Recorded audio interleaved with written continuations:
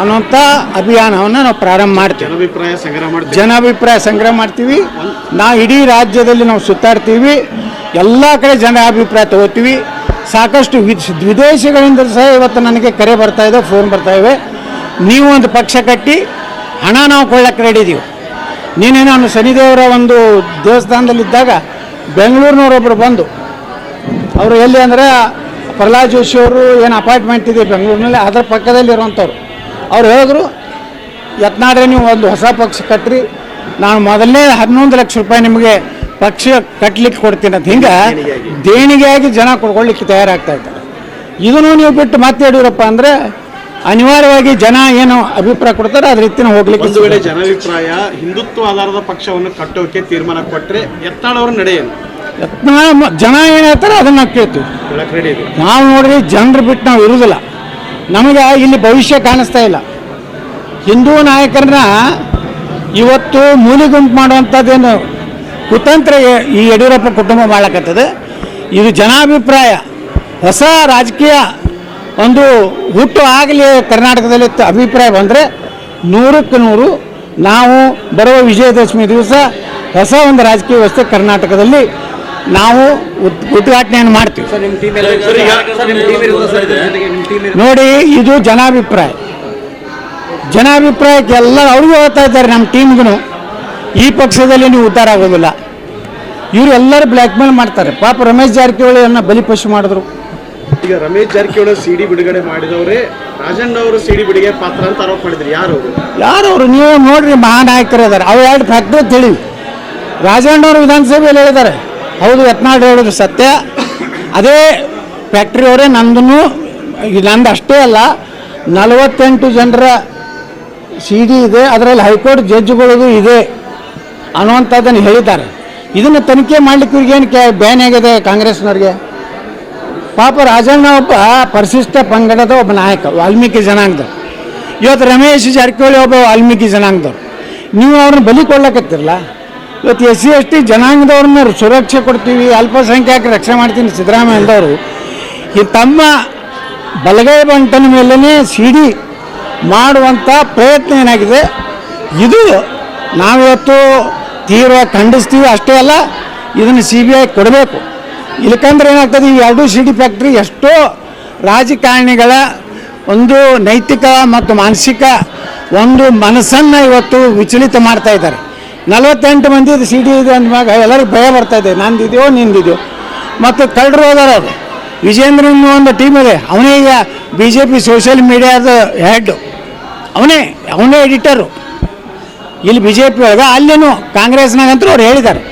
ಮೊನ್ನೆ ಮುನಿರತ್ನ ಹೇಳಿದ್ರು, ನಂದೆಲ್ಲ ಇಷ್ಟೆಲ್ಲ ಸಿಡಿ ಅವಾಂತರ ಮಾಡಿದವನೇ ಸಿಡಿ ಕಿಂಗ್ ಅಂತಲೇ DK ಶಿವಕುಮಾರ್ ತಯಾರು ಮುನಿರತ್ನ ಹೇಳಿದ್ರು. ಇದನ್ನೆಲ್ಲ ನೋಡಿದಾಗ ಇಂಥ ರಾಜಕೀಯ ನಾಯಕರು ಈ ರಾಜ್ಯದಿಂದ ಜನ ದಬ್ಬಬೇಕಾದ್ರೆ ಅವ್ರ CBI ತನಿಖೆ ಆಗಬೇಕು, ಅವ್ರಿಗೆ ಶಿಕ್ಷೆ ಆಗಬೇಕು. ಇನ್ನು ಮುಂದೆ ರಾಜಕಾರಣ ಮಾಡುವಂಥವ್ರು ಹಲ್ಕ ಕೆಲಸ ಇದು ಮಾಡಬಾರ್ದು.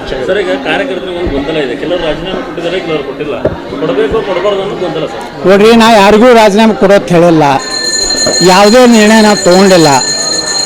ಮುಂದಿನ ರಾಜ್ಯದ ಅಧ್ಯಕ್ಷರು ಏನು ಘೋಷಣೆ ಮಾಡ್ತಾರೆ ಅದರ ಮ್ಯಾಗ ನಮ್ಮ ಮುಂದಿನ ನಿರ್ಣಯ ಆಗ್ತದೆ. ನಾವು ಯಡಿಯೂರಪ್ಪಗೆ ಜ್ಯೋತಿ ಬೀಳ್ತೀವಿ ಅಂದರೆ ಮುಂದೆ ನಾವು ನಿರ್ಣಯ ಬೇರೆ ಮಾಡಬೇಕಾಗ್ತದೆ. ಸರ್, ಈಗ ಅಸಿಸ್ತಿನ ನೆಪದಲ್ಲಿ ಯತ್ನಾಳ್ ಅವ್ರನ್ನ ಉಚ್ಚಾಟನೆ ಮಾಡಿದ್ರು. ಹಾಗಾದರೆ ಯತ್ನಾಳ್ ಅವರು ನಿಜವಾಗಿ ಅಸಿಸ್ಟ್ ಮಾಡಿದ್ದಾರೆ? ಯಾರು ಮಾಡಿದ್ದಾರೆ? ಏನೈತೆ? ಪ್ರೂಫ್ ಏನಿದೆ?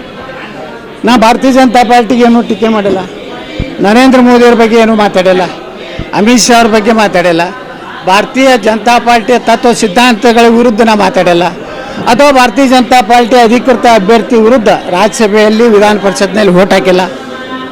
ನಾನೊಬ್ಬ ಕಾಂಗ್ರೆಸ್ ಅಥವಾ JDSನ ರಾಜಕೀಯ ಸಭೆಗಳಿಗೆ ಹೋಗಿಲ್ಲ.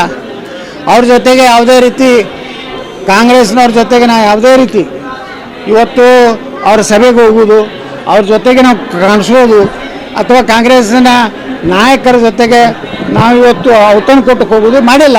ಹಾಗಾದ್ರೆ ನಾ ಹೆಂಗೆ ಪಕ್ಷ ವಿರೋಧಿ ಆಗ್ತೀನಿ? ನಾ ಯಡಿಯೂರಪ್ಪ ವಿರೋಧ ಇದ್ದೇನೆ. ಯಡಿಯೂರಪ್ಪ ಈ ರಾಜ್ಯದ ಉತ್ತರ ಕರ್ನಾಟಕ ಜನರಿಗೆ ದೊಡ್ಡ ಮೋಸ ಮಾಡಿದ್ದಾರೆ. ನೀರಾವರಿಯಲ್ಲಿ ಮೋಸ ಮಾಡಿದ್ರು, ನನ್ನ ಕ್ಷೇತ್ರಕ್ಕೆ ಮೋಸ ಮಾಡಿದ್ರು, ನಮ್ಮನ್ನ ನೈತಿಕವಾಗಿ ತುಳಿಲಾಕ ಪ್ರಯತ್ನ ಮಾಡಿದ್ರು, ಕೇವಲ ತನ್ನ ಮಗನಿಗೆ ಸಲ. ಅದಕ್ಕೆ ನಾವು ವಿರೋಧ ಇದ್ದೀವಿ ಹೊರತು ಇವತ್ತಿಗೂ ಸಹ ನಾವು ಭಾರತೀಯ ಜನತಾ ಪಾರ್ಟಿ ನಮ್ಮ ತಾಯಿಯ ತಿಳ್ಕೊಂಡಿವಿ. ಕಳೆದ ಲೋಕಸಭಾ ಚುನಾವಣೆಯಲ್ಲಿ ಹಲವಾರು ಕ್ಷೇತ್ರಗಳಲ್ಲಿ ಬಿಜೆಪಿ ಸೋಲೋಕೆ ಯಡಿಯೂರಪ್ಪ ಅವರು ಕುಟುಂಬ ಕಾರಣ ಅಂತ ಆರೋಪ ಮಾಡಿದ್ರಿ. ಹೌದು ನೋಡ್ರಿ, ಇಲ್ಲಿ ಕರಾವಳಿ ಇದು ನಮ್ಮ ಇದರಲ್ಲಿ ಕಲ್ಯಾಣ ಕರ್ನಾಟಕ, ಹೈದರಾಬಾದ್ ಕರ್ನಾಟಕ, ಈ ಕಲ್ಯಾಣ ಕರ್ನಾಟಕ ಒಂದು ಸೀಟ್ ಬರಲಿಲ್ಲಲ್ಲ ಬಿ ಜೆ ಪಿ. ಅಲ್ಲಿ ಡಾಕ್ಟರ್ ಉಮೇಶ್ ಜಾಧವ್ ಸೋಲಿಸ್ಲಿಕ್ಕೆ ನೀವು ಏನು ಮಾಡಿದ್ರಿ ಅನ್ನೋದು ಸತ್ಯ. ಭಗವಂತ ಖೂಬಾನ್ ಸೋಲಿಸ್ಲಿಕ್ಕೆ ಏನು ಮಾಡಿದ್ರಿ, ರಾಯಚೂರಿನಲ್ಲಿ ಸೋಲಿಸ್ಲಿಕ್ಕೆ ಏನು ಮಾಡಿದ್ರಿ ನೀವು.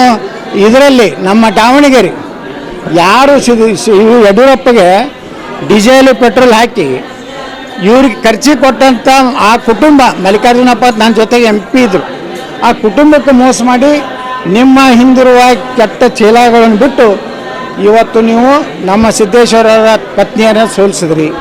ಚಾಮರಾಜನಗರದಲ್ಲಿ ಪಾಪ ಒಬ್ಬ ದಲಿತ, ಅವನಿಗೆ ಹಣನೇ ಕೊಡಲಿಲ್ಲ. ಯಾವನೋ ಒಬ್ಬ ವಿಜೇಂದ್ರ ಚೀಲ ಎಲ್ಲ ದುಡ್ಡು ಹೊಡ್ಕೊಂಡು ಹೋದ. ಹಿಂಗೆ ಮಾಡಿ ತುಮಕೂರಲ್ಲಿ ಸೋಮಣ್ಣವ್ರು ಸೋಲಿಸಲಿಕ್ಕೆ ಪ್ರಯತ್ನ ಮಾಡಿದ್ರು. ಆದರೆ ಅಲ್ಲಿ ದೇವೇಗೌಡರು ಮತ್ತು ಕುಮಾರಸ್ವಾಮಿ ಅವರ ಬಹಳ ಒಂದು ಗಟ್ಟಿಯಾದಂಥ ಅವರು ಏನು ಪ್ರಚಾರ ಮಾಡಿದ್ರು. ದೇವೇಗೌಡರು ಏನು ಹೇಳಿದ್ರು, ನೀವು ಸೋಮಣ್ಣ ಸೋತ್ರೆ ನಾನೇ ಸೋತಂಗತ್ತೇನು ಹೇಳಿದ್ರು. ಇಡೀ ಅಲ್ಲಿ ಸಮುದಾಯ, ಒಕ್ಕಲಿಗ ಸಮುದಾಯ ಎಲ್ಲರೂ ಮತ ಹಾಕಿದ್ರಿಂದ ಸೋಮಣ್ಣ ಪಾರಾಗಿ ಬಂದರು. ಗೋವಿಂದ ಕಾರಜೋಳರ ಪರಿಸ್ಥಿತಿ ಅದೇ ಇದೆ. ಗೋವಿಂದ ಕಾರಜೋಳರನ್ನ ಚುನಾವಣೆ ಟಿಕೆಟ್ ಹಂಚಿಕೆ ಆದಮ್ಯಾಗ ಚಿತ್ರದುರ್ಗಕ್ಕೆ ಹೋದಾಗ ಅವ್ರಿಗೆ ಸ್ಟೇಜ್ ಮೇಲೆ ಹೊಡಿಲಿಕ್ಕೆ ಬಂದವನಿಗೆ ಇವತ್ತು ಜಿಲ್ಲಾಧ್ಯಕ್ಷ ಮಾಡಿದ್ದಾರೆ. ಡಾಕ್ಟರ್ ಸುಧಾಕರ್ ಏನು ಇವತ್ತು ಚಿಕ್ಕಬಳ್ಳಾಪುರ MP ಅದಾನ, ಅವ್ರ ವಿರುದ್ಧ ಇಲೆಕ್ಷನ್ ಮಾಡಿದಂಥ ಇವತ್ತು ಜಿಲ್ಲಾಧ್ಯಕ್ಷ ಮಾಡಿದ್ದಾರೆ. ಅಂದರೆ ನಿಮ್ಮ ನೀತಿ ಏನತ್ತ.